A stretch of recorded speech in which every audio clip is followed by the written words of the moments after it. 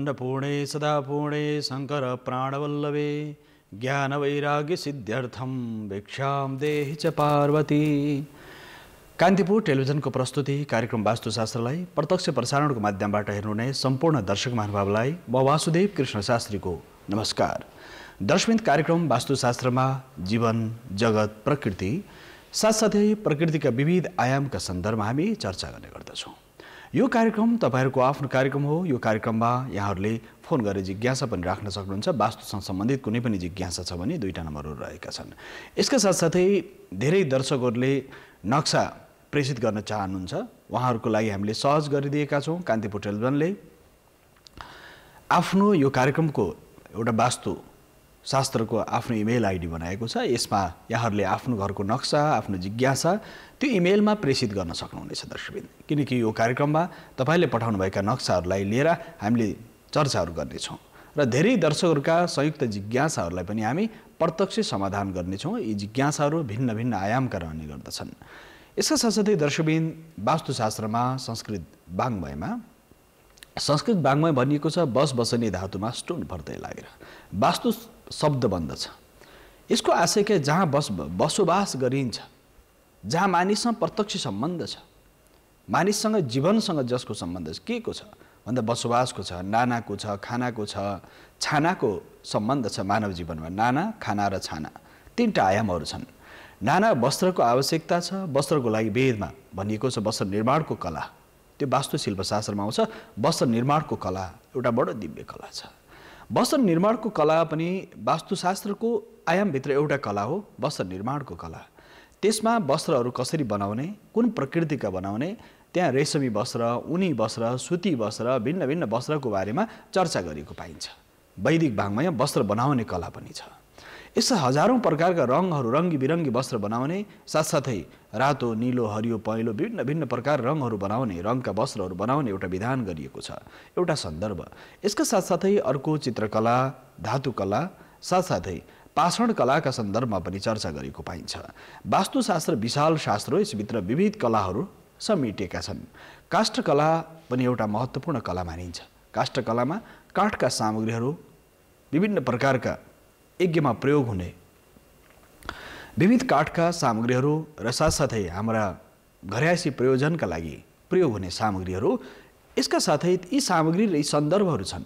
यसका साथै अर्को सन्दर्भ छ देवालय, मनुष्यालय, जीवालय, भिन्न भिन्न आलयहरू छन्। त्यसमा मूर्ति कला जो पाषाण कलासँग सम्बन्धित, काष्ठकला, चित्रकला, धातु लोहकला, भिन्न भिन्न कलाहरू। वास्तुशास्त्र विशाल ग्रन्थ भने वास्तुशास्त्र विविध पाठाहरू छन्। प्रत्येक पाठाहरूमा तत्सम्बन्धित ज्ञान यसमा लुकेको छ दर्शकबिन। यसका साथसाथै वास्तुशास्त्रमा काष्ठकलाका विविध सामग्रीहरू हामी निर्माण गर्छौँ। त्यसमा काठका, यसका साथै धातुका अथवा रङले, रातो, पहेँलो, हरियो, सेतो, नीलो, कालो, भिन्न भिन्न रङहरूले रङको प्रयोग गरेर बनाइने विविध सामग्रीहरू पनि छन्। यसकारणले दर्शकबिन यो सन्दर्भ, यसका साथसाथै माङ्गलिक चिन्हको प्रयोग पनि छ।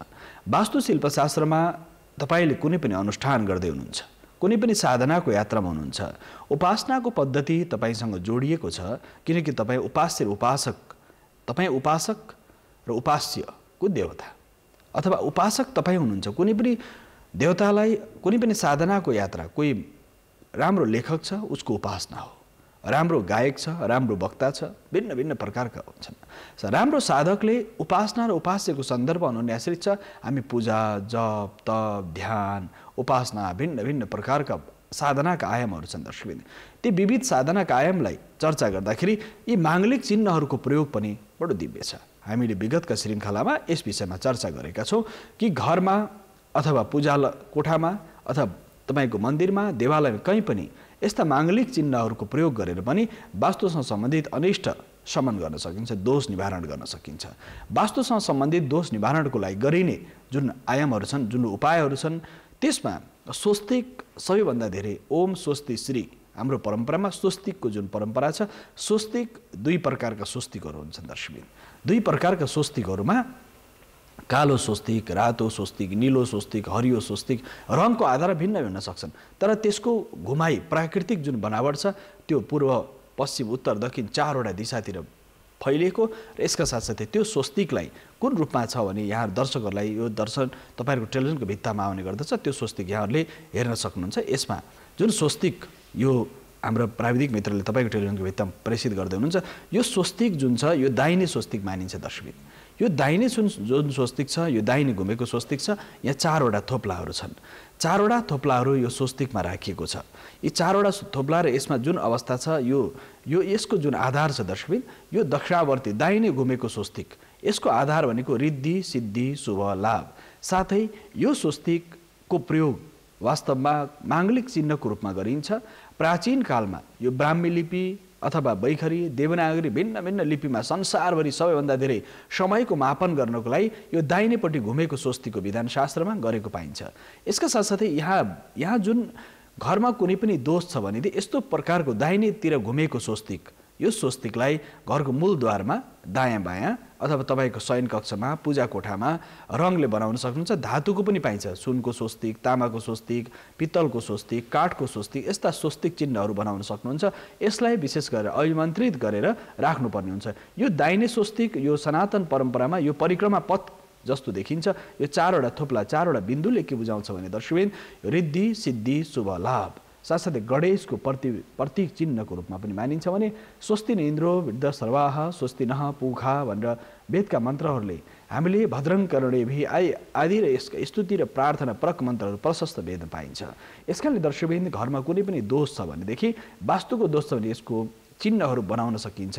घरको दायाँपट्टि बायाँपट्टि यो दाहिनेतिर घुमेको स्वस्तिकलाई घरको दायाँपट्टि या घरको बायाँपट्टि दुईतिर तपाईँले दाहिने घुमेको स्वस्तिक राख्नुहोस्, अथवा घरको जहाँ पनि तपाईँको पूजा कोठा छ त्यहाँ स्वस्तिक निर्माण गर्न सक्नुहुन्छ। यसका साथसाथै घरमा पनि स्वस्तिक राख्न सक्नु, धातुको स्वस्तिक, सिन्दुरले पहेँलो सिन्दुर रातो सिन्दुरले स्वस्तिक बनाउन सक्नुहुन्छ। त्यसमा स्वस्तिक बनाउँदाखेरि ध्यान दिनुपर्ने कुरा त्यो दाहिने घुमेको हुनुपर्छ। दर्शकहरूको सुविधाको लागि हामीले टेलिभिजनको भित्तामा प्रेषित गरेका छौँ। यो दाहिने स्वस्तिक दक्षिणावर्ती स्वस्तिक मानिन्छ। असाध्य शुभ मङ्गलकारी र मङ्गल चिन्हको रूपमा यसको प्रयोग गरिन्छ स्वस्तिकको दर्शकबिन। यो दाहिने घुमेको स्वस्तिकको जुन गति छ यो प्राचीन समय मापन घडी पनि दाहिने घुमेको हुन्छ। हामी मन्दिरमा पनि दाहिने परिक्रमा गर्छौँ। यो दाहिनेपट्टिबाट जुन घुम्ने परम्परा छ यसमा द्वार देवताहरू रिद्धि सिद्धि शुभलाभ सहित गणपति भगवान साक्षात् रिद्धि सिद्धि सहित हुनुभएका गणेशको निवास हुन्छ र यसलाई पहेँलो रातो हरियो नीलो भिन्न भिन्न प्रकारको प्रयोग गर्न सकिन्छ। ठ्याक्कै यही स्वस्तिकलाई दर्शकबिन यो दक्षिणावर्ती स्वस्तिक हो। तन्त्रमा फेरि यो वाम स्वस्तिक, यो तन्त्रमा ठ्याक्कै यही स्वस्तिकलाई उल्टाइदिएपछि के हुन्छ देब्रेपट्टि घुमेको हुन्छ। यो चाहिँ तन्त्रमा प्रयोग गरेको पाइन्छ। तान्त्रिक ग्रन्थहरूमा यसको प्रशस्त चर्चा गरिन्छ। दक्षिणावर्ती स्वस्तिक र वामवर्ती स्वस्तिक। दक्षिणावर्ती स्वस्तिक विजय शुभ लाभ कल्याण करुणा मैत्री साथसाथै आत्मीय भावको सञ्चार गर्दछ भने देब्रेतिर घुमेको स्वस्तिकले युद्ध साथसाथै तन्त्र साधना मन्त्र यन्त्रको सन्दर्भमा चर्चा गरिन्छ। त्यसकारणले दर्शकबिन स्वस्तिकको प्रयोगहरूबाट पनि विविध प्रकारका तपाईँको एकदमै व्यापार चलिरहेको छैन भने तपाईँको मूल प्रवेशको माथिपट्टि भित्र र बाहिर अभिमन्त्रित गरेर मङ्गलबारको दिन पारेर या शुक्रबारको दिन पारेर या गणेश चौथीको दिन पारेर यो स्वस्तिकलाई पूजा गरेर प्राणलाई आदान गरेर प्राण प्रतिष्ठा गरेर स्वस्तिक राख्न सक्नुहुन्छ। यसरी राख्दाखेरि विविध दोषहरू निवारण हुन्छन् भनेर भनिन्छ। यो स्वस्तिक कल्याणकारी र सबैको हित गर्ने र साथसाथै करुणा र रिद्धि सिद्धि शुभलाभ प्रदान गर्ने हुन्छ। दर्शकबिन यो चर्चा यस्ता स्वस्तिकहरूको प्रयोग गरे पनि जीवनमा सुख शान्ति समृद्धिको अभ्यास र आध्यात्मिक र दार्शनिक दुईटा आयामहरू छन् दर्शकबिन स्वस्तिकको सन्दर्भ। यसका साथसाथै यदि वास्तुको दोष छ भनेदेखि तपाईँको घर राम्ररी बन्न सकेको छैन, घर व्यवस्थित बनेको छैन, विविध समस्याहरू आइरहेका छन्, त्यहाँ घर तपाईँले राम्ररी बनाउनु भयो घर तर त्यसमा विविध समस्याहरू आइरहेका छन् भनेदेखि त्रिशूल 3 प्रकारको शूललाई समन गर्दछ। त्यो 3 प्रकारको अवस्था जुन मानिसको 3 प्रकारको अवस्था हुन्छ। शरीरमा वात पित्त कफ छ। 3 प्रकारको अवस्थिति शरीरमा असन्तुलन भयो भने अस्वस्थ हुन्छौँ।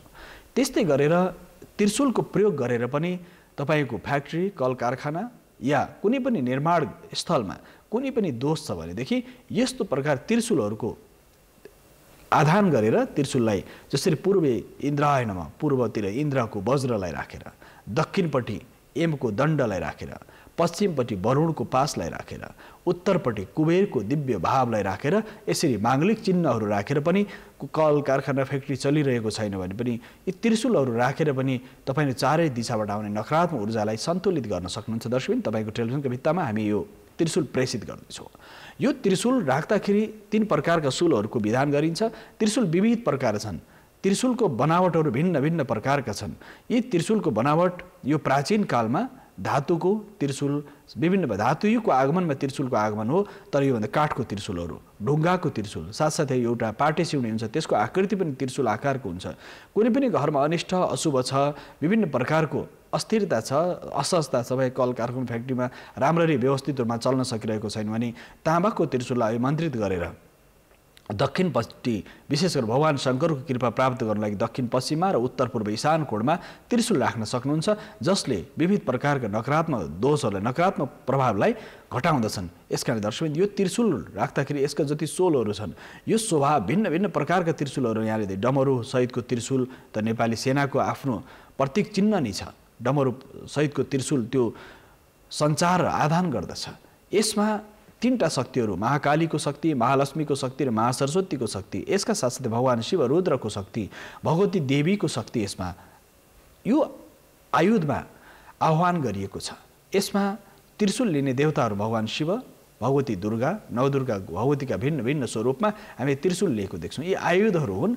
यी आयुधहरूको आह्वान, पूजा र विशेष गरेर तपाईँको घरमा कुनै पनि वास्तुसँग सम्बन्धित दोष छ भने यस्ता प्रकारका आयुधहरूलाई राखेर, यस्ता प्रकारका आयुधहरूलाई दक्षिणपट्टि, पूर्वपट्टि, पश्चिम, उत्तरमा चारै दिशा राख्न सक्नुहुन्छ। या वास्तुशिल्पशास्त्र अनुसार त्यसलाई व्यवस्थित गरेर राख्न सकिन्छ। यस्ता त्रिशूलहरू राखेर पनि वास्तुको दोष निवारण गर्न सकिन्छ। दर्शकबिन, यसकारणले त्यसको आह्वान, पूजाको पद्धति, साधनाको पद्धति भिन्न भिन्न छ।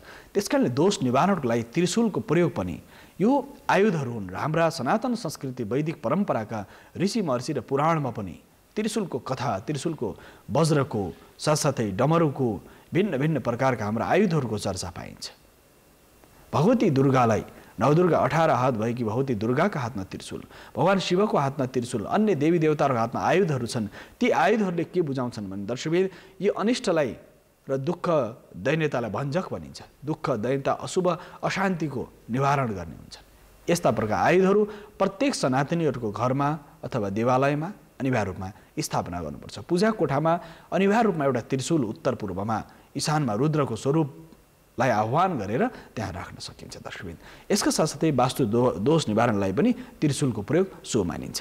यसका साथसाथै त्रिशूलका अन्य आकृतिहरू पनि दर्शकहरूको सामने हामी प्रेषित गरिरहेका छौँ। डमरू सहित भएका त्रिशूलहरू, यो त्रिशूलमा नृता वसाने नटराज राजो ननाद ढक्काम नवपञ्चवारम, यो जति पनि यो त्रिशूल ध्वनि र साथसाथै यसमा भएका विभिन्न प्रकार आकृतिका त्रिशूलहरू छन्। यसमा भगवान शिवको जुन नाद छ, डमरुको नाद, वास्तवमा यसले सारा स्वर वर्ण, व्यञ्जन वर्ण, सारा वर्णहरूलाई यसले परिभाषित गर्दछ। यो दिव्य त्रिशूलहरू छन्। भगवान शिवको भएको धातुको त्रिशूल, त्यो दिव्य त्रिशूल, दिव्य शक्तिको स्रोत। हामीले लोक व्यवहारमा देख्दा ताँबाको, धातुको, सुनको, पित्तलको विभिन्न विभिन्न प्रकारका देख्छौँ। तर भगवतीसँग रहेका त्रिशूलहरू पृथ्वी, जल, तेज, वायु, आकाश, मन, बुद्धि, सारा प्रकृति त्यसमा समेटिएको छ। त्यसकारणले गर्दा ती त्रिशूलहरूमा सम्पूर्ण शक्ति र सामर्थ्य त्यसमा रहेको हुन्छ। दर्शकबिन, यसकारणले यी त्रिशूलहरूमा डमरुसहित भएको त्रिशूल शक्ति, सामर्थ्य र ध्वनिलाई सञ्चार गर्ने, साथसाथै सम्पूर्ण व्याकरण शास्त्र, यसका साथसाथै सम्पूर्ण शास्त्रको आधान यी आयुधहरूमा रहेका छन्।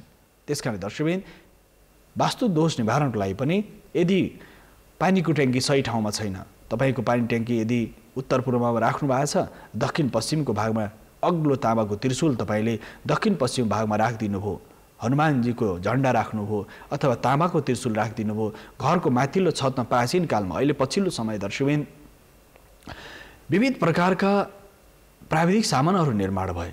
तर हामी चट्याङ पर्दाखेरि, घरमा चट्याङ पर्दैछ भनेदेखि अथवा त्यस्तो खालको इलेक्ट्रिक पल्सहरू अथवा नेगेटिभ पोजिटिभ पल्सहरूको जुन अस्थिरता र आकाशमा वर्षाको समयमा वायुको गडगडाहटबाट चट्याङ पर्दछ, त्यति बेला वज्र झर्ने त्यो एकदम दिव्य आकृतिको जुन वज्रहरूको जुन स्वरूप छ, स्वभाव छ, वज्रको सन्दर्भ छ, त्यो सन्दर्भमा यी ताँबाका त्रिशूलहरूलाई छतमा अग्लो ठाउँ बनाउँदा अग्लो कुनै पनि तपाईँले देवालय अथवा मनुष्यालय बनाउनु भने गजुरमा त्रिशूल राखेर अथवा अग्लाहरू कुनै पनि राजप्रसादहरू घरहरू बन्दैछन् भने त्यसमा त्रिशूल राखेर त्यो त्रिशूलको फेदमा तामाको तार राखेर सिधै धरतीमा ल्याएर गाडिन्थ्यो प्राचीन कालमा। अहिले जुन अर्थिङ गरिन्छ दर्शकबिन, त्यो अर्थिङ गर्ने विधान त पुर्खाहरूले 10,000 वर्ष पहिले सिकिसकेका थिए।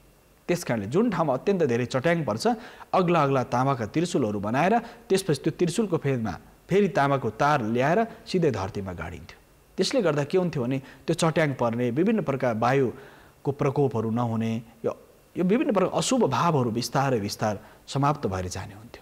अहिले पछिल्लो समय ठुला घरहरू, बिल्डिङहरू, टावरहरू भन्दाखेरि अर्थिङ गरिन्छ नि त्यहाँ तामाको तारको प्रयोग गरिन्छ। जसरी तपाईँले इलेक्ट्रिसिटी जो प्राविधिक सामग्रीहरू छन् त्यसमा तामाको प्रयोगहरू, चिप्सहरू बनाउँदा आज दुनियाँमा तामाको प्रयोग असाध्यै धेरै गरिन्छ। किन भन्दा तामा यस्तो शक्तिशाली धातु हो जसमा हामीले देवताको बासको रूपमा परिकल्पना गरिएको छ। तामाका भाँडाहरू, तामाका विभिन्न प्रकारका पूजाका सामग्रीहरू बनाइन्छ। यसको आधार के हो भने त्रिशूल, तामाको त्रिशूल, सुनको त्रिशूल, पित्तलको, फलामको भिन्न देवताको आकृति, स्वरूप र प्रभाव अनुसार भिन्न प्रकारका देवताको स्वरूप अनुसार यस्ता प्रकार त्रिशूलहरू घरमा राखेर, घरको छतमा राखेर वास्तुको दोष निवारण गर्न सकिन्छ दर्शकबिन। यसका साथसाथै वास्तु दोष निवारणको अन्य विधानहरू छन् र घरमा शङ्ख राख्ने विधान पनि हाम्रो सनातन परम्परामा, सबै ओमकार परिवारका सनातन बौद्ध परम्परामा पनि, तन्त्र परम्परामा पनि, शैव तन्त्रमा, आगममा, निगममा विभिन्न प्रकारका हाम्रा साधनाका पद्धतिमा शङ्खको प्रयोग गरिन्छ। शङ्खको प्रयोगबाट जति पनि नकारात्मक ऊर्जाहरू छन्, ध्वनि प्रदूषणको जो नकारात्मक प्रभाव छ, ध्वनि प्रदूषण आज संसारभरि सबैभन्दा व्यापक रूपमा बढिरहेको छ। जति पनि प्राविधिक सामानहरू, गाडी मोटर, विभिन्न प्रकार ठुला हात हतियार औजारहरू जुन निर्माण भए प्राविधिक सामानहरू बनेका छन् तिनीहरूबाट आउने ध्वनि र साथसाथै कोलाहल जुन देखिन्छ, कोलाहल शमनको लागि शङ्खको ध्वनि बडो शक्तिशाली मानिन्छ। शङ्ख बजाउँदाखेरि हामी प्रातःकालीन समय उठेर भगवानको पूजा स्तुति गर्छौँ। यसका साथसाथै शङ्ख बजाएर त्यति वरिपरि जति भागमा शङ्खको ध्वनि सुनिन्छ, त्यो जति भागमा शङ्खको ध्वनि सुनिन्छ त्यहाँ हुने नकारात्मक प्रभावहरू, यसलाई अहिले विज्ञानले पुष्टि गरिसक्यो। ध्वनि मापन यन्त्रले शङ्ख बजाउने परिकारहरू भिन्न छन्। देवीको मन्दिरमा शङ्ख ध्वनि निकाल्ने पद्धति भिन्न छ। शिवको मन्दिरमा साथसाथै नारायणको मन्दिरमा, गणेशको मन्दिरमा भिन्न पाञ्चायनका देवताहरू र 64 योगिनीहरू, नवग्रहहरूको मन्दिरमा शङ्ख बजाउने विधान भिन्न छ। यो शङ्खलाई, यो अर्घको शङ्ख, दक्षिणावर्ती दाहिने शङ्ख, यो बायाँ शङ्ख, शङ्खहरू विविध गौरी शङ्खहरू, विभिन्न प्रकारका शङ्खहरूको आकृतिहरू छन्। यो शङ्खहरू बजाउँदाखेरि ध्वनि प्रदूषणलाई यसले न्यूनीकरण गर्दछ दर्शकबिन। र घरमा हाम्रो सनातन परम्परामा प्रत्येक सनातनीहरूका घरमा शङ्ख हुने गर्दछ। कुनै पनि पूजा यज्ञ साधना गर्नुभयो भनेदेखि शङ्ख बजाएर देवताको आह्वान गरिन्छ। तन्त्रमा भनिएको छ जब शङ्ख घण्ट बद्ध छ देवताहरू कुदेर त्यहाँ दौडेर आइपुग्छन्। त्यो अदृश्य शक्तिहरू, ऊर्जाको एकत्रित सञ्चार हुन्छ त्यहाँ। शङ्ख घण्ट बजाएपछि देवताहरूले केही न केही, मेरा साधकहरूले केही न केही उपायहरू, साधनाहरू गरिरहेका छन् भनेर त्यो ध्वनिबाट, तरङ्गित ध्वनिबाट देवताहरूको आगमन हुन्छ र दिव्य हामीलाई सुफल प्राप्त हुन्छ भनिएको छ दर्शकबिन। त्यसकारणले शङ्ख घरमा राखेर पनि वास्तुको दोष निवारण गर्न सकिन्छ। प्रतिदिन शङ्ख बजाउनु भने श्वास प्रश्वासको समस्या हुँदैन।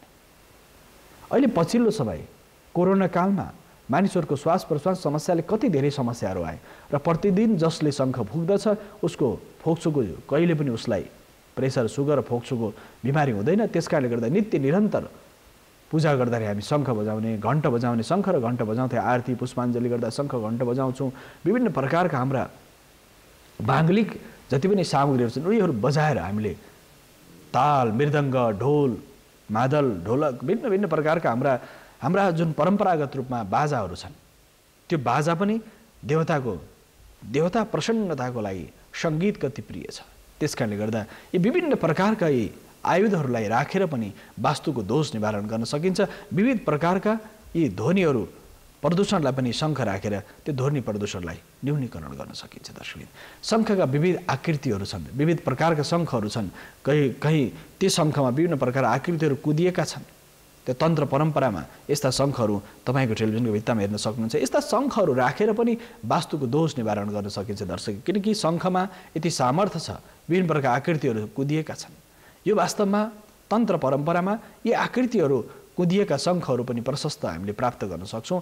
यसमा विविध प्रकार आकृतिहरू छन्। यसकाले शङ्ख राखेर पनि ध्वनि प्रदूषणका साथसाथै देवताको स्तुति प्रार्थना गरेर कुण्डलिनी जागरणको लागि पनि तपाईँ लामो श्वास तानेर जब शङ्ख फुक्नुहुन्छ तपाईँ कुण्डलिनी शक्ति जागृत हुन्छ। शरीरभित्र रहेका 206वटा हड्डी 206वटा हड्डीको यो जुन छ 72,72,02,10 नाडी केन्द्रहरू साथसाथै नवद्वार शरीरमा रहेको नवद्वार यसका साथसाथै वात पित्त कफ साथसाथै शरीरमा रहेको प्राणमय ज्ञानमय आनन्दमय जति कोषहरू छन् सबै सक्रिय हुन्छन् शङ्ख फुक्दाखेरि। प्रत्येक अङ्ग प्रत्यङ्ग तपाईँको तरङ्गित हुन्छ। त्यस कारणले शङ्ख जोड लगाएर फुक्ने। त्यसरी फुक्दाखेरि के हुन्छ भने तपाईँभित्रको स्वास्थ्य जो आध्यात्मिक ऊर्जा छ तपाईँभित्रको जुन चैतन्यता छ त्यो जागृत हुन्छ। कुण्डलिनी शक्ति जागृत हुन्छ। तेस्रो आँखा खुल्दछ। दर्शकबिन्दु यो चर्चाका साथसाथै अहिले पनि दर्शक प्रत्यक्ष संवादमा आउनुभएको छ। उहाँलाई स्वागत गरौँ। हेलो हेलो हेलो हजुर हेलो हजुर हेलो गुरु नमस्ते। कहाँबाट को बोल्दै हुनुहुन्छ? जनकपुरबाट बोलिरहेको तर काठमाडौँ बसिरहेको छु म। यहाँको शुभ नाम? सुतोष झा। उज्जवल झा। हजुर यहाँको के छ जिज्ञासा? यो जिज्ञासा के थियो भन्दाखेरि यो हाम्रो डाइरेक्सन राख्नुपर्छ स्टडी टेबल। ए हजुर उज्जवल झाजी बोल्दै हुनुहुन्छ होइन? तपाईँको आवाज एकदम काटिएर आइराखेको छ। तपाईँको जसरी तपाईँ अहिले अध्ययन गर्दाखेरि टेबललाई कता फर्काएर राख्ने भन्ने तपाईँको जिज्ञासा होइन? तपाईँको राशि के हो? उज्जवल भने चाहिँ वृष राशि हुनुपर्छ अथवा के राशि हेर्नुहुन्छ? आशुतोष। राशिको नाम के? आशुतोष। हजुर आशुतोष भनेपछि त मेष राशि भयो। फेरि चुचे चोला अश्विनी लिलु लेलो भरुणी असमान चाहिँ मेष राशि हुन्छ। त्यो 9वटा अक्षरको एउटा राशि। यस कारणले गर्दा अबाट आउँदाखेरि तपाईँको मेष राशि तपाईँ पूर्वतिर फर्केर तपाईँ स्टडी टेबल जुन अध्ययन गर्नुहुन्छ पूर्वतिर फर्केर पढ्ने। यसको साथसाथै दाहिनेपट्टि तपाईँ कलमहरू राख्दाखेरि दाहिनेपट्टि राख्ने र साथसाथै अध्ययन गर्दाखेरि पूर्व फर्केर अध्ययन गर्ने। तपाईँको ठ्याक्कै बस्दाखेरि माथिपट्टि चाहिँ तपाईँको जुन शिरमाथि बिम पर्नु भएन। स्टडी टेबलको माथि बिम पर्नु भएन। एकदम सिधै टाउको माथि बिम पर्नु भएन पहिलो कुरा। दोस्रो कुरा शौचालय त्यो जुन कोठा स्टडी टेबलको माथि अथवा त्यो माथि शौचालय हुनु भएन। भान्सा हुनु भएन। साथसाथै उत्तर पूर्वको कुनामा अथवा पूर्वपट्टि फर्केर तपाईँको लागि अध्ययन असाध्यै राम्रो हुन्छ। र यसका साथसाथै अध्ययन गर्दाखेरि एकाग्रताको बोध हुनको लागि विशेष गरी अगाडिपट्टि कुनै महापुरुषहरू जसले धरतीमा ठुलो ऋषिहरू आफ्ना पूर्वजहरू कसैको पनि तस्बिर राख्न सक्छन् जसले संसारमा धेरै महत्त्वपूर्ण काम गर्नुभयो। यस्ता महापुरुषहरूको तस्बिर तपाईँले आफ्नो स्टडी टेबल अगाडि राख्न सक्नुहुन्छ भने सरस्वती यन्त्र राख्न सकिन्छ। स्वस्तिक राख्न सकिन्छ। स्वस्तिकले निरन्तर ऊर्जा प्रदान गर्दछ उज्जवलजी। त्यस कारणले गर्दा जुन ऊर्जा सकारात्मक ऊर्जा मनमा आनन्दको अनुभूति हुन्छ। त्यस कारणले गर्दा जसरी केही धार्मिक ग्रन्थ गीता भयो, केही धार्मिक ग्रन्थ आदित्य हृदय स्तोत्र भयो, केही ग्रन्थहरू पनि एउटा ग्रन्थ अनिवार्य रूपमा राख्ने।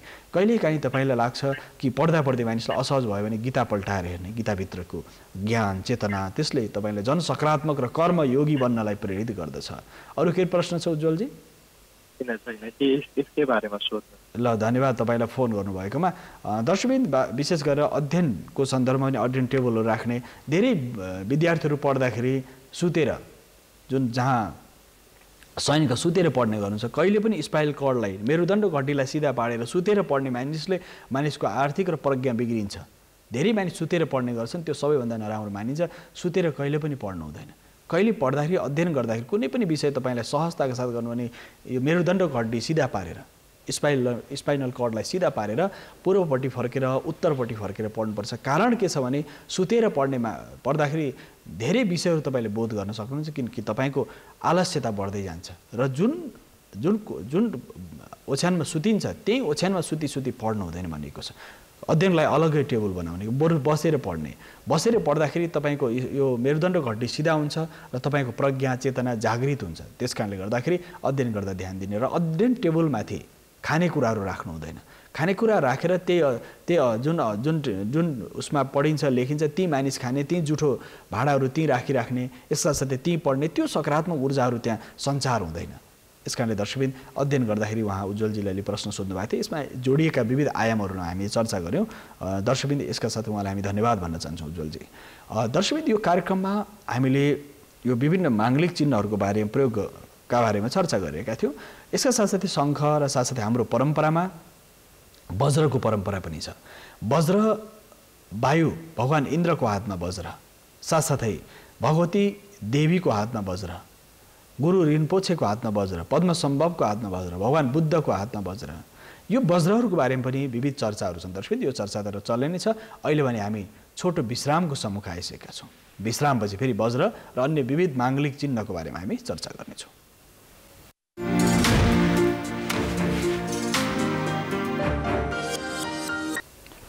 दर्शकबिन पुनः स्वागत छ कार्यक्रम वास्तुशास्त्रमा। हामी वास्तुशास्त्रमा विविध माङ्गलिक चिन्हको बारेमा हामी चर्चा गरिरहेका छौँ दर्शकबिन। माङ्गलिक चिन्हहरूमा पनि वज्रको सन्दर्भ छ। वज्रको बडो लामो इतिहास छ। पुराणमा भगवान शिवसँग भएको वज्र, भगवती पार्वतीसँग भयो, शक्तिसँग भएको वज्र र इन्द्रसँग भएको वज्र र विभिन्न प्रकारका आयामहरूमा यो वज्रको चर्चा बडो लामो छ। र साथसाथै गुरु पद्मसम्भवको हातमा भएको वज्र, यो वज्र दिव्य वज्र हो। अहिले हामीले धातुको वज्र देख्छौँ, तर त्यो दिव्य वज्रहरू जुन सारा शक्तिलाई, सामर्थ्यलाई एकीकृत गरेर यो प्रकारको स्वरूपमा बनाइएको वज्रहरू। वज्रको यात्रा असाध्य लामो छ। भगवान देवताका राजा इन्द्रको हातमा वज्र छ, जसले विविध प्रकारका युद्धहरूमा वज्रको प्रयोग गरेको पाइन्छ। त्यो शक्तिशाली आयुधमा पर्दछ। यसका साथसाथै घरमा कुनै पनि प्रकारको नकारात्मक दोष छ, भूत प्रेत पिशाच डाकिनी साकिनी बेताल आदि र नकारात्मक ऊर्जा जुन भनिन्छ, नेगेटिभ एनर्जी भन्छ आधुनिक विज्ञानले, नकारात्मक ऊर्जाको शमनको लागि पनि यस्ता वज्रहरू तपाईँले घरको दायाँ बायाँ, साथसाथै आफ्नो घरको मूलद्वारको दायाँ बायाँ, घरको शिर अथवा तपाईँ कार्यकक्षको टेबलमाथि राख्न सक्नुहुन्छ। पेपर वेटको राफमा अरू केही राख्नु परेन। वज्र तपाईँले पेपर वेटको रूपमा, जसरी कुनै पनि सामग्रीहरू छन्, फाइलहरू छन्, त्यसलाई थिच्नको लागि पनि प्रयोग गर्न सकिन्छ। त्यसको कारण के छ भने यसमा सकारात्मक ऊर्जा सञ्चार हुन्छ र बाहिरी नकारात्मक ऊर्जाले तपाईँलाई त्यो प्रभाव पार्दैन। त्यस कारणले त्यो वज्रलाई व्यवस्थित रूपमा राखेर वज्रको नकारात्मक तरङ्गलाई व्यवस्थित गर्न सक्नुहुन्छ दर्शक। यस कारणले गर्दाखेरि वज्र वास्तवमा यो बडो दिव्य छ। गुरु पद्मसम्भवको हातमा जुन भएको वज्र त्रिशूल र भगवान शङ्करको हातमा एउटा हातमा त्रिशूल र एउटा हातमा वज्र छ। एउटा दाहिने हातमा भएको त्रिशूल र बायाँ हातमा भएको वज्रले यो प्रतिनिधित्व गर्दछ सम्पूर्ण हिमवत क्षेत्रमा, हिमाली क्षेत्रमा, वास्तवमा हिमाली क्षेत्रमा जुन यो सनातन संस्कृति छ दर्शकबिन, यसमा हिमाली क्षेत्रमा भएको जुन परम्परा छ, यसमा पूर्वी पहाडतिर चामलिङ, खालिङ, थुलुङ भिन्न हाम्रा विशेष गरेर किराँत र मुन्दुम परम्पराका साधकहरूले तीन चुले राईहरू त्यहाँ तीनटा अग्निको तीनटा चुलो, तीनटा ढुङ्गा, समुद्रको अथवा नदीको बहावमा बगेका तीनटा ढुङ्गा ल्याएर त्यो नदीमा भएको ढुङ्गालाई ल्याएर राखेर त्यहाँ पूजा गरिन्छ। त्रिशक्तिले चराचर जगत अड्याएको छ भने अड्याएको र त्यो अग्नि तत्त्वले, अग्नि ऊर्जाले त्यसलाई चराचर जगत चलायमान छ भने पृथ्वीको शक्ति, जलको शक्ति र वायुको शक्ति, तीनटा शक्ति त्यहाँ समृद्ध छ। त्यस कारणले गर्दाखेरि त्यो तीन चुलेहरूले त्यो पूजा गर्ने। साथसाथै हिमाली क्षेत्रमा वज्र गुरुहरूले, लामा गुरुहरूले हातमा लिएको वज्र र साथसाथै वज्रका साथसाथै वज्र किलय र वज्र, यो परम्परा डमरू, त्रिशूल, वज्र जति आयुधहरू आए हिमाली भेगमा प्रयोग भएका छन् दर्शक। यसकारणले कुनै पनि नकारात्मक ऊर्जालाई समन गर्नको लागि तपाईँले प्रत्येक सनातन संस्कृतिको उपासकहरूले त्यो वज्रहरू राख्नुपर्छ। यो व्याख्या त हामी लामो गर्नेछौँ आगामी दिनमा, तर वज्रहरू त्यसरी राखेर पनि तपाईँको जस्तै अध्ययन कक्षमा अथवा कार्यकक्षमा अथवा प्रवेशमा दायाँमा वज्र राखेर पनि यसको नकारात्मक ऊर्जालाई, नकारात्मक असरलाई कम गर्न सक्नुहुन्छ। र कोही बालबच्चा अत्यन्त धेरै पीडित हुन्छन्, बिमारी भइराखेका छन् भनेदेखि उनीहरूलाई पीडित छन् भनेदेखि साना वज्रहरू बनाएर कानमा कुण्डलको रूपमा पनि त्यो वज्र झुन्डाउन सकिन्छ, घाँटीमा वज्र लाउन सकिन्छ, साथसाथै दाहिनेपट्टि वज्र अङ्कित चिन्हहरू राख्न सकिन्छ। वज्र घाँटीमा धारण गर्यो भनेदेखि, वज्र धारण गर्यो भने बाहिरी शक्तिले, नकारात्मक ऊर्जाले त्यसलाई दुःख दिँदैन। त्यसकारण बालबच्चाहरू पीडित छ भने वज्रलाई अभिमन्त्रित गरेर, वज्रलाई अभिमन्त्रित गरेर शुद्ध जल, पवित्र विविध नदीका, पवित्र हिम नदीहरूका जललाई ल्याएर, कुण्डका जललाई ल्याएर त्यो वज्रले अभिमन्त्रित गरेर वज्र गुरुलाई आह्वान गरेर त्यसपछि त्यो बालकको कुनै पनि अनिष्ट छ, बाल अरिष्ट छ भने त्यो समन हुन्छ, बाल अरिष्ट दोष शान्ति गर्न सकिन्छ। त्यस कारणले वज्रको प्रयोग बडो दिव्य छ। त्यस कारणले हिमाली भेगमा हिमाली जुन लामावाद छ, नेपालको मौलिक जुन छ यो परम्परा, यो तन्त्रमा यसको बडो प्रयोग हुन्छ। र शैव तन्त्रमा त वज्रको यति धेरै प्रयोग छ दर्शकबिन, वज्रको आह्वान, वज्रको न्यास, वज्रलाई प्राण आधान गर्ने यो तन्त्रमा यसको प्रयोग पाइन्छ। त्यसकारणले यो तन्त्रको उपासनाको जुन पद्धति छ त्यसमा वज्रको प्रयोग हुन्छ, त्रिशूलको प्रयोग हुन्छ, डमरुको प्रयोग हुन्छ, साथसाथै चक्रहरूको प्रयोग हुन्छ र अष्टमङ्गलको प्रयोग पनि हुन्छ दर्शकबिन। त्यसकारणले दोष निवारणको लागि पनि तपाईँले वज्र राख्न सक्नुहुन्छ, वज्र धारण गर्न सक्नुहुन्छ, वज्रलाई तपाईँले आह्वान र आमन्त्रित गरेर राख्न सक्नुहुन्छ दर्शकबिन। यसका साथसाथै माङ्गलिक चिन्हमा वज्रका साथै अर्को सन्दर्भ छ, यो वज्रका साथै एउटा बडो महत्त्वपूर्ण आयुध छ जो सबैभन्दा शक्तिशाली महावीर, वीरहरूका पनि वीर महावीर भनिन्छ। महावीरको हातमा भएको यो जुन गदा छ यो असाध्य शक्ति, यसमा सारा सामर्थ्यहरू र सारा ऊर्जाहरू छ दर्शकबिन। यसकारणले यो ऊर्जा, यो सामर्थ्य, यो हाम्रो प्रत्येक व्यक्ति सामर्थ्यशाली हुन चाहन्छ भन्ने तपाईँले कार्यकक्षमा पनि यस्तो यो आयुध, यो धर्मदण्डको रूपमा, यमको दण्डको रूपमा, हनुमानजीको हातमा रहेको यो दण्डाधिकारीको दण्डको रूपमा भिन्न भिन्न हाम्रा सनातन संस्कृतिको उपास देवताहरूले हातमा धारण गर्नुभएको छ। यसकारण नकारात्मक दोष निवारणको लागि पनि यस्ता प्रकारका गदाहरू घरमा अथवा तपाईँले त्यो प्रकारको हनुमानजीको आयुध हो, त्यो आयुधलाई तपाईँले आफ्नो पूजा कोठामा, यसका साथसाथै तपाईँले कार्यकक्षमा अथवा कुनै पनि नकारात्मक ऊर्जा छ भने त्यस्तो ठाउँमा तपाईँले यस्तो वज्रहरू र अथवा वज्र, यसका साथसाथै हनुमानजीको हातमा रहेको गदालाई राख्न सक्नुहुन्छ। यो सम्पूर्ण शक्ति, वायुको शक्ति त्यसमा निहित छ, तेजको शक्ति निहित छ, पृथ्वी, जल, तेज, वायु, आकाश, सारा सामर्थ्य छ, सारा दैविक शक्तिको आह्वान छ। यसकारणले गर्दा यस्ता माङ्गलिक चिन्हहरू राखेर पनि वास्तुको दोष निवारण गर्न सकिन्छ दर्शकबिन। यसकारणले वास्तुको दोष निवारणलाई यी सामग्रीहरू, यी आयुधहरू राखेर पनि हामीले सम्पूर्ण सनातन संस्कृतिका जति पनि आयुधहरू छन् यी आयुधहरूको प्रयोग गरेर पनि हामीले आफ्नो नकारात्मक जति पनि वरिपरि नकारात्मक ऊर्जालाई समन गर्न सक्दछ यो सन्दर्भ। यसका साथसाथै लामो परम्परा छ हाम्रो सनातन संस्कृतिमा, बडो दिव्य लामो परम्परा छ। सनातन भनेको जो आदिकालदेखि जसको अन्त्य छैन, सनातन छ, नित्य निरन्तर चलिरहेको छ।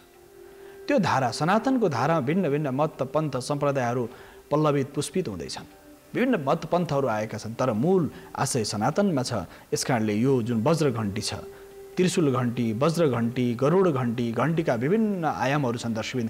हामीले पूजा कोठामा बजाउने जुन घण्टी छ यो वज्र घण्टी, वास्तवमा यो वज्र र आयुधहरू र विशेष वज्र किलय, वज्र आयुध, वज्रका विविध आयामहरू छन्। यसकारणले वज्र घण्टी पनि तपाईँले राखेर वज्र घण्टीको प्रयोगबाट पनि यसो नकारात्मक ऊर्जालाई समन गर्न सक्नुहुन्छ दर्शकबिन। वज्र घण्टीमा जसरी नारायणको मन्दिरमा बजाउँदाखेरि त्यो घण्टीलाई, नारायणको मन्दिर छ, लक्ष्मीनारायणको मन्दिरमा, त्यहाँ गरुडको चिन्ह माथि शिरो भागमा, तल घण्टीको रालो, घण्टीको जुन बनावट त छँदैछ, त माथिको भागमा के राखिन्छ भनेदेखि माथिको भागमा गरुडको आकृति राखिन्छ। गरुडलाई भगवान नारायणको वाहनको रूपमा गरुडलाई बुझिन्छ। साथ त्यो गरुड घण्टी साथसाथै तन्त्र परम्परामा यो वास्तवमा 4 दिशाबाट रहेको र वज्रको अर्धाकार वज्र रहेर यो जुन स्वरूप छ दर्शकबिन, यो स्वरूप वज्र घण्टीको रूपमा प्रयोग गरिन्छ। यसमा विशेष गरेर शैव तन्त्रमा यसको बारेमा तन्त्रका ग्रन्थहरूमा वर्णन गरिन्छन्। यस्ता घण्टीहरूमा विभिन्न प्रकारका आकृति, जसरी यहाँ त्रिशूलको आकृति बनाउने यो माथिको भागमा, यहाँ गरुडको आकृति रहने यो माथि भागमा, शिवलिङ्गको आकृति, नन्दीको आकृति, साथै देवीको त्रिशूलको आकृति, हनुमानजीको गदाको आकृति माथिल्लो शिरो भागमा राख्न सकिन्छ। ती घण्टीहरू भिन्न भिन्न प्रकारका हुन्छन्। त्यो नारायण घण्टी, रुद्र घण्टी, हनुमत घण्टी, साथसाथै त्यहाँ आकृतिहरू तत्सम्बन्धित देवताको चिन्हहरू राखेर तत्सम्बन्धित देवताको, जस्तै त्रिशूल घण्टी, देवीको मन्दिरमा त्रिशूल घण्टी, भगवान शिवको मन्दिरमा शक्तिसँग सम्बन्धित त्यो माथिको शिरोभागमा त्रिशूल राखेर र साथसाथै बसालाई राखेर, हनुमानजीको गदालाई राखेर, गजुरलाई राखेर भिन्न भिन्न बन्ने परम्परा एउटै हो, तर त्यसमाथि रहेका चिन्हहरू घण्टीका विभिन्न प्रकारहरू छन् दर्शकबिन।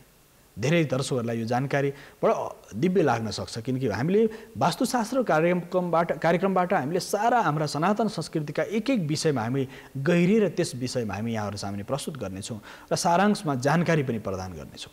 कारण के छ भने देवीको मन्दिरमा त्रिशूल घण्टी, साथसाथै शिवको मन्दिरमा रुद्र घण्टी, साथसाथै अन्य देवताहरू तन्त्रमा प्रयोग गर्दा वज्र घण्टी, साथसाथै हनुमानजीको मन्दिरमा हनुमानजीको गदा राखेर माथिल्लो भागमा राखेर त्यो खालको प्रकृति निर्माण गर्ने, साथसाथै जुन देवता हुनुहुन्छ तत्सम्बन्धित देवताको मन्दिर तत्सम्बन्धित घण्टीको प्रयोग गर्ने।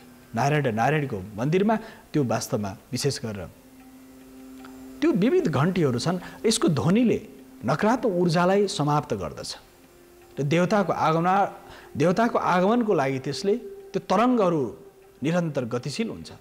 हे देवताहरू तपाईँ आउनुहोस् भनेर घण्टी बजाइन्छ। भगवानलाई भोग लाउँदाखेरि होस् अथवा आरती पुष्पाञ्जलीको आरती गर्दाखेरि होस् अथवा सुरुमै घण्टीको शङ्खको पूजा गरेर हाम्रो सनातन संस्कृतिमा सबै वज्रयान परम्परामा शैव तन्त्र परम्परामा वैदिकमा बौद्धमा जैनमा प्रकृतिमा सिखमा सबै ठाउँ घण्टीको प्रयोग गरिन्छ। ती घण्टीहरू विविध प्रकारका छन्। राशि घण्टी त्यो राजामा ठुला ठुला मन्दिरमा विशाल विशाल ठुला ठुला सयौँ हजारौँ किलोका घण्टीहरू देखिन्छ।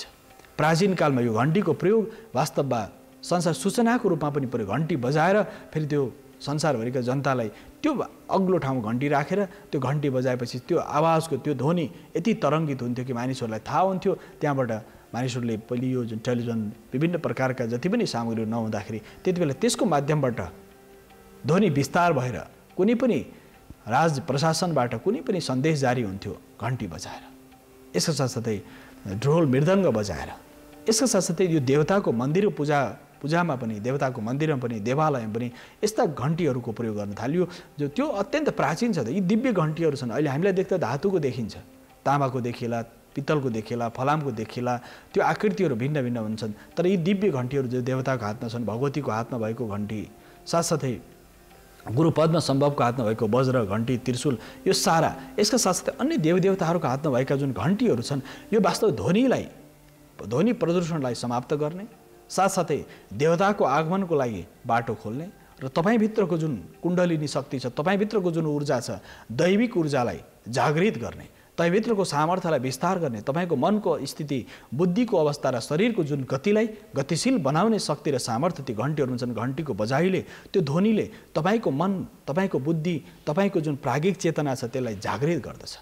त्यसकारणले गर्दा त्यो शरीरभित्र रहेको जुन शक्ति छ, दैवी शक्ति छ, हामीभित्रको जुन शक्ति छ, आध्यात्मिक शक्ति, मानसिक शक्ति, शारीरिक शक्ति, प्राज्ञिक शक्ति हामीभित्र छ।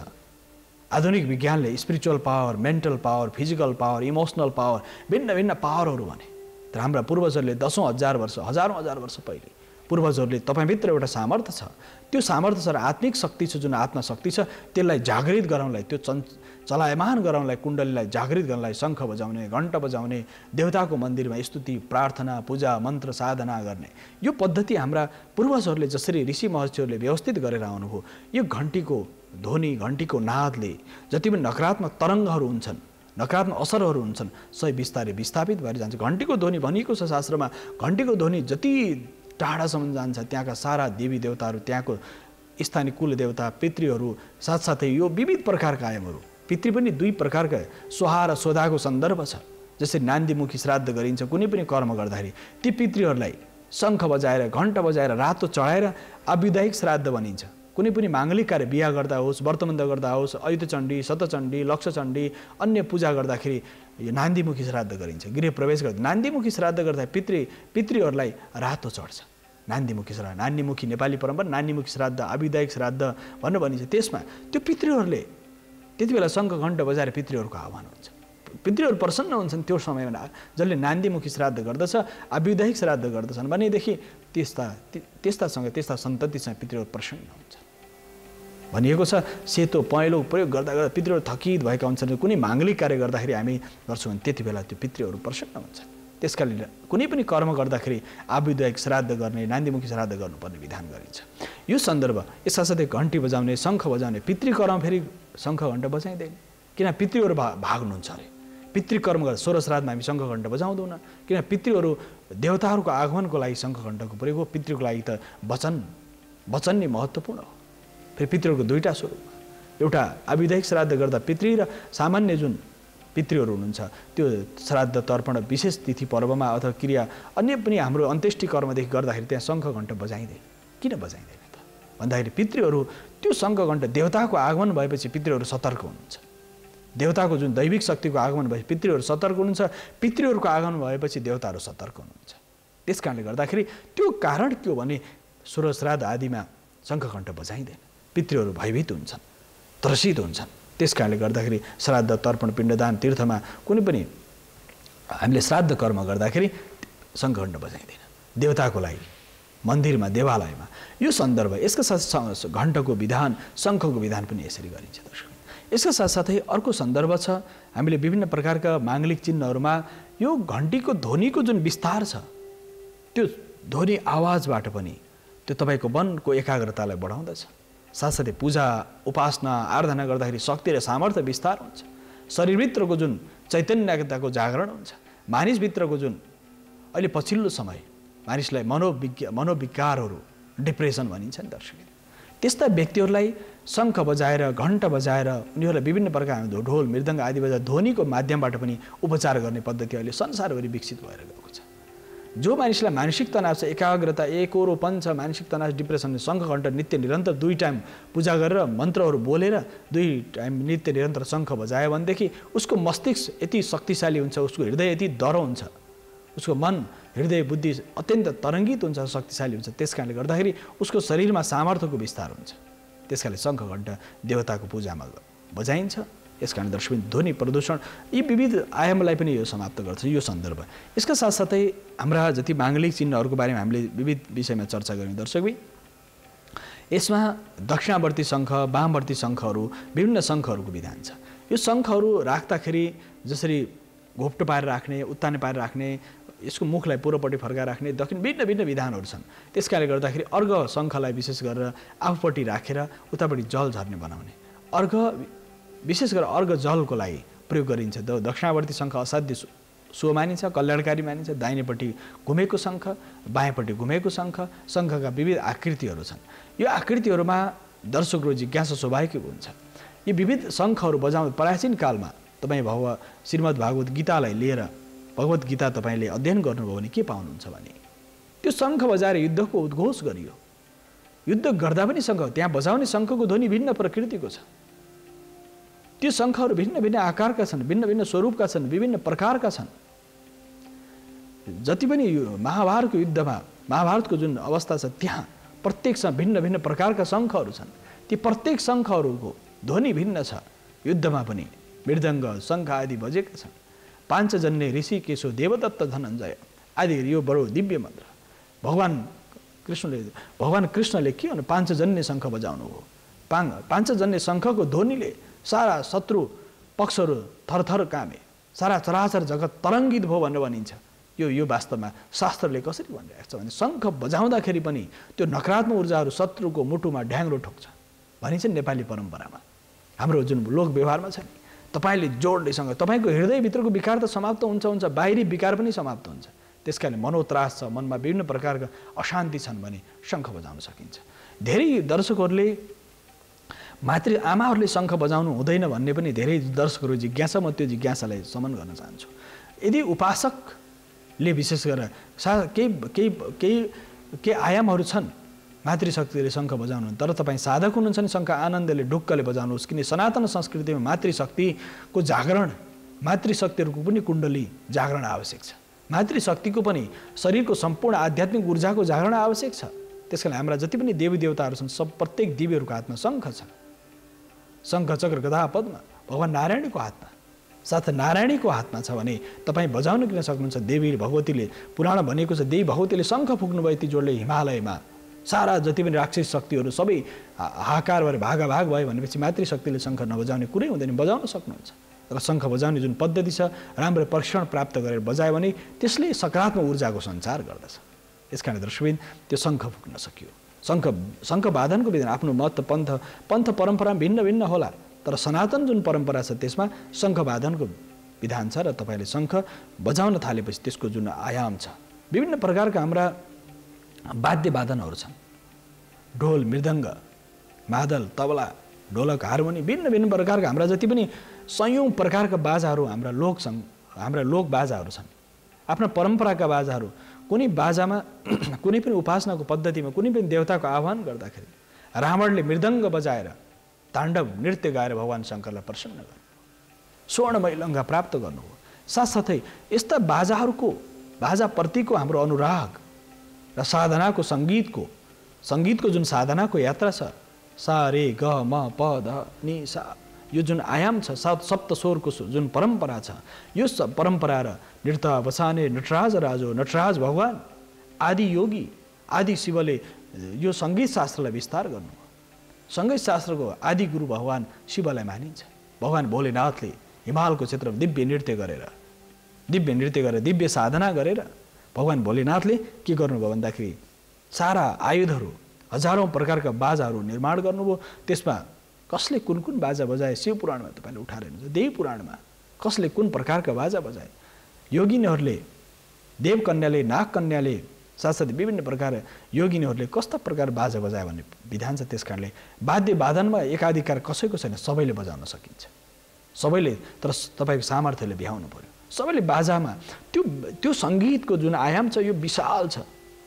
तपाईँको मनोविकार छ, मनमा अशान्ति छ, तनाव छ, तपाईँ एक सुरले तपाईँ बाजा बजाएर जानुहोस्, तपाईँको मनको सारा तरङ्ग एकाग्र भएर जान्छ। किन साक्षात् भगवान शङ्कर नटराज देव प्रत्येक बाजामा निवास गर्नुहुन्छ। त्यो ध्वनिमा, त्यो ध्वनिको तरङ्गमा भगवानको वास छ। त्यस कारणले देवताको मन्दिरहरूमा पनि विविध प्रकारका बाजाहरू बजाइन्छ। यसको आधार हामी बिहा गर्दा पनि हेर्नुहोस् कति दिव्य छ। बिहा गर्दाखेरि हामी पञ्चे बाजा, नौमती बाजा, भिन्न भिन्न प्रकारका बाजाहरू बजाउँछौँ। भगवान बाजाप्रतिको अनुराग हेर्नुहोस्, प्रत्येक देवताका भगवान कृष्णले बाँसुरी बजाउनु भयो, भगवान नारायणले पाञ्चजन्य शङ्ख फुक्नुभयो, भगवान शिवले डमरू बजाउनु भयो। कति दिव्य छ। साधकहरूले भिन्न भिन्न पुराणमा हेर्नुहोस्, प्रत्येक पुराणमा प्रत्येक देवताहरूको हातमा विविध प्रकारका आयुध र वाद्य वादनहरू छन्। भनेपछि सङ्गीतप्रतिको आज दुनियाँलाई सङ्गीतप्रतिको अनुराग हाम्रो सामवेद छ, जुन सामवेद, ऋग, यजुर, साम, अथर्व 4 वेद छन्, त्यसमा सामवेद सम्पूर्ण गायन परक छ। आज सारा सङ्गीतको स्रोत नै सामवेदबाट छ। त्यसकाले यस्ता धार्मिक ग्रन्थहरूमा पनि चर्चा गरेको छ दर्शक। त्यसकाले हाम्रो अनुराग कति लामो छ।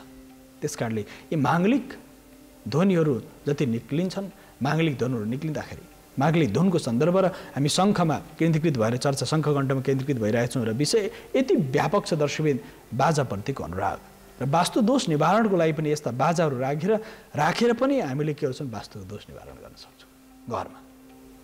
यो सन्दर्भ र जसरी मानिस मृत्यु हुँदाखेरि एकतर्फी शङ्ख बजाइन्छ, एकोरो शङ्ख टुङ्गो पारेर बजाइन्छ।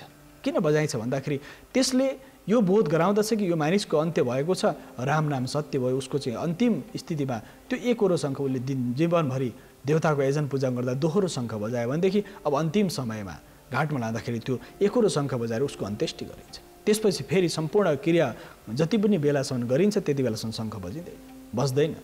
जति पनि आफ्नो परम्पराअनुसार विभिन्न प्रकार परम्पराहरू छन्, पितृकर्म गर्दाखेरि शङ्ख बजाइँदैन।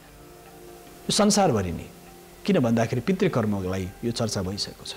यसका साथसाथै यस्ता वाद्य वादनहरूको प्रयोग गरेर पनि, वाद्य वादनहरूको सङ्कलन गरेर पनि, वाद्य वादनहरूको सुरक्षा गरेर पनि र हाम्रा जति पनि पूजामा पद्धतिहरूमा बाजाको प्रयोग गरिन्छ, माङ्गलिक धुनको प्रयोग गरिन्छ। माङ्गलिक बिहान उठ्दाखेरि मङ्गल धुनहरू गाइएको होस्, मङ्गल धुनहरूको चर्चा चलिरहेको होस्। तपाईँको घरमा दिव्य सङ्गीतको कमसेकम पनि विशेष पर्व विशेषमा साङ्गीतिक कुनै पनि अभ्यास होस्, जसले परिवारका सदस्यहरू, प्रत्येक परिवारका सदस्यलाई के भनिएको छ भने नीतिमा भनिएको छ, कलाविहीन सङ्गीत कला जसको हात छैन ऊ पशु समान हो भनिएको छ।